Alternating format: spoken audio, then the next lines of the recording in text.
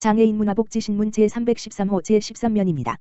청소년 정책 톡톡 2021년 파주시 청소년 정책 토크 콘서트 성황리에 맞춰 파주시 시장 최종헌은 지난 수개월간 진행해온 파주시 청소년 정책 참여의 마지막 활동인 파주시 청소년 정책 토크 콘서트를 지난 20일 개최했다. 이번 청소년 정책 토크 콘서트에는 파주시 청소년 참여위원회 위원장 등 청소년 활동 상담에 참여한 경험이 있는 청소년들과 파주시의회 청소년 전문가들이 현장 판넬로 참여했다. 그 외 청소년과 일반 시민은 유튜브와 줌을 통해 참여했다. 이날 토크 콘서트에 참여한 청소년들은 파주시에서 추진 중인 청소년 정책과 지난 8월 30일 파주시에 전달했던 파주시 청소년 정책 제안에 대해 궁금했던 점을 질문했다. 청소년들은 청소년 쉼터 설치, 디지털 리터러시 프로그램 확대, 청소년 관련 조례 제정 등을 질의했고 파주시의회 의장과 파주시 보육청소년과장, 한국방송통신대학교 교수, 파주시 청소년재단 대표이사는 질의 사항에 대해 상세히 설명했다. 김주윤 파주시 청소년참여위원회 위원장은 우리가 전달한 제안이 긍정적으로 검토되고 있어 기쁘다며 파주시 청소년 정책과 청소년이 제안한 신규 정책에 대해 자세히 알 수 있었던 청소년 정책 토크 콘서트에 참여할 수 있어서 보람된다고 말했다. 파주시는 파주시 청소년참여위원회의 파주시 청소년 정책 제안을 적극적으로 검토해 총 13건의 제안 중 파주시 청소년 조례 확충 관련 제안 등 9건을 채택 또는 일부 채택했으며 이 제안들은 2022년부터 단계적으로 추진할 예정이다. 파주시 청소년 정책 토크 콘서트는 파주시 청소년재단 유튜브 채널에서 확인할 수 있다. 파주시 교화도서관, 정보 취약계층을 위한 독서문화 프로그램 어린이 독서클럽 성료. 파주시 교화도서관은 8월부터 11월까지 한국독서지도연구회 협동조합과 함께 총 12주에 걸쳐 운영한 어린이 독서클럽을 성황리에 마쳤다. 이번 어린이 독서클럽은 한국독서지도연구회 협동조합이 이문정 강사와 정보 취약계층을 위한 독후 활동 프로그램으로 운영했다. 참여 어린이는 다문화가정, 돌봄가정, 장애인 등 정보 취약계층 초등학생을 대상으로 다양한 분야의 책 읽기를 통한 토론과 정보 활용, 작가와의 만남 등으로 독서의 즐거움과 정서 안정에 도움을 줬다. 정보 취약계층 독서문화 프로그램은 경기도 지원사업으로 올해는 한국독서지도연구회 협동조합에서 경기도 공공도서관 등 50개소에서 진행한 프로그램이다. 본래 운영 일정은 상반기 예정이었으나 코로나19 사회적 거리두기 4단계가 장기화되면서 다 함께 돌봄센터에 직접 방문해 운영하면서 어린이들과 책으로 소통하는 특별한 시간을 가졌다. 이명희 교화도서관장은 코로나19에서도 돌봄가정 등 정보 취약계층 어린이들에게 꼭 필요한 독서교육 및 양육 서비스를 받을 수 있도록 노력하는 도서관이 되고자 한다고 말했다. 평택시 맞춤형 의료급여 사례관리로 의료비 절감 효과 톡톡. 경기도 평택시 시장 정장선은 의료급여 수급권자의 자가 건강관리 능력을 향상하고 합리적인 의료급여 이용을 도모하기 위해 개인별 맞춤형 의료급여 사례관리 사업을 실시하고 있다. 현재 평택시 의료급여 수급권자는 11,436명으로 의료보장의 혜택을 제공하고 있으나 실상 의료이용 정보나 건강관리 등에 대한 정보 접근성이 떨어지고 보호자가 없는 취약계층이 의료급여 이용 시 어려움을 겪고 있다.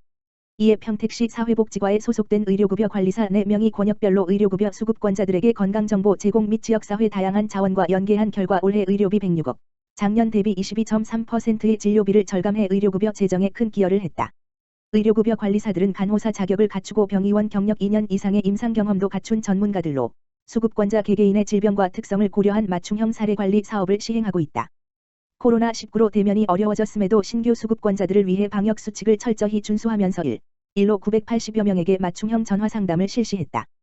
또한 고위험군 수급권자들의 자가 건강관리 능력을 향상하기 위해 우편 발송 및 필요시 1 맞춤형 방문 사례관리를 통해 360여 명에게 도움을 주고 있다. 이 외에도 장기 입원 의료급여 수급자 중 외래 진료가 가능함에도 주거, 돌봄 서비스가 없어 퇴원을 미루던 대상자들을 통합사례관리, 가사간병 서비스 등 다양한 자원과 연계해 78명의 퇴원을 지원했다. 이러한 집중적인 사례관리의 노력으로 작년 대비 과다 이용자의 진료비 23억 9천여만 원을 크게 절감해 귀감이 되고 있다. 사회복지과장은 지속적인 개인별 맞춤형 의료급여 사례관리 사업을 통해 의료급여 수급권자들에게 건강한 생활을 할 수 있도록 적극 지원하고 의료비 절감에도 기여해 재정 안정화에도 최선을 다하겠다고 말했다. 평택시 2021년 사회적 경제 온라인 박람회 개최.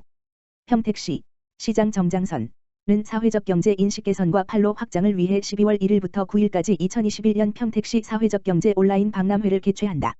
12월 1일 개최되는 사회적 경제 토크 콘서트에서는 MD와 유통 사회적 기업가가 바라보는 사회적 경제 제품 경쟁력을 주제로 사회적 경제 기업 제품에 대한 지속적인 성장 가능성에 대해 다양한 의견을 나눈다. 아울러 12월 9일에는 사회적 경제 분야 전문가들과 지역사회 사회적 경제 기업가 등이 함께하는 정책 포럼을 통해 포스트 코로나 시대의 평택시 사회적 경제 대응 전략과 과제 해결 방안 등을 모색하는 시간을 가질 예정이다. 또한 시민들이 참여할 수 있는 도전 골든벨, 댓글 공유 이벤트 등을 통해 사회적 경제 분야에 대한 관심을 높여 우리시 사회적 경제 분야의 인식 확산과 활성화를 위한 장으로 마련하고자 한다.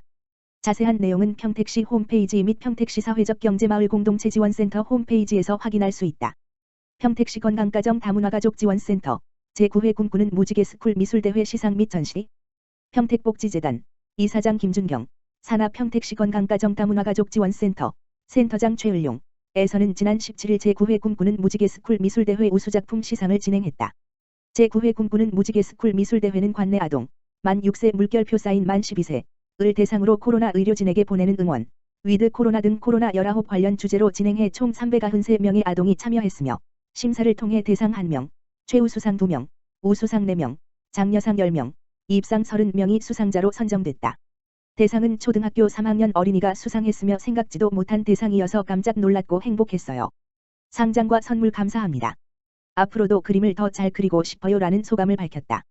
제9회 꿈꾸는 무지개 스쿨 미술대회 수상작 총 47점은 오는 29일까지 북부복지티운 송탄보건소 1층 로비에서 전시하고 11월 30일에는 평택역 내 전시를 통해 코로나19로 지친 의료진과 시민들을 응원할 예정이다.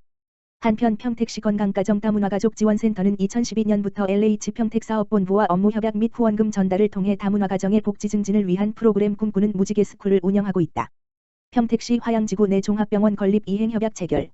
평택시 시장 정장선은 23일 언론 브리핑을 통해 서부지역 응급의료센터 기능을 수행할 수 있는 종합병원 건립을 위해 허리편 한병원, 병원장 양용호, 화양지구 도시개발사업조합, 조합장 최선철, 과의 이행협약을 체결했다고 밝혔다. 이행협약서에는 참석기관별 업무에 대한 이행 역할을 담고 있으며 평택시는 본 사업이 성공할 수 있도록 사업 시행에 필요한 행정적 지원 및 상생 협력이 원활히 진행되도록 적극 협력하고 허리 편한 병원은 권역응급의료센터, 뇌심혈관센터, 내외과센터, 소아청소년센터 등의 기능을 수행할 종합병원 건립을 위한 적극적인 추진 및 재원의 차질 없는 확보, 화양지구 도시개발사업조합은 병원 건립에 필요한 부지의 제공 및 지원 협조 등의 내용을 포함했다. 서부 지역의 경우 지역응급의료센터 및 지역응급의료기관의 부재로 응급의료 또는 휴일 및 야간 진료가 취약한 것으로 파악되어 응급시 천안이나 평택 시내로 가야만 하는 불편함이 있고 감염병 발생 시 의심 환자 진료를 위한 음압격리 병실이 확보되지 않아 감염병 대응에도 열악한 상황이다.